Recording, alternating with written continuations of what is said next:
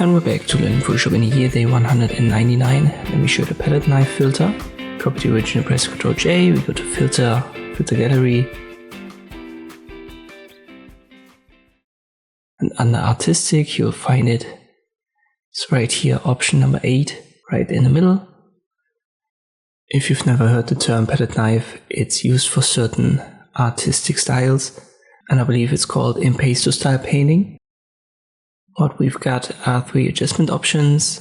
The stroke details, they adjust the level of detail that's preserved in the strokes. The stroke size, you could see that as the intensity as it controls the thickness of the brush strokes. And then we have the smoothness, which is only a minor effect. It can sharpen or smoothen the edges of your strokes. For this image, I would go to, let's say 15 to 20 and the stroke size. Stroke detail I keep to 3. And the softness I simply ignore. When I confirm, we have this typical impasto style now.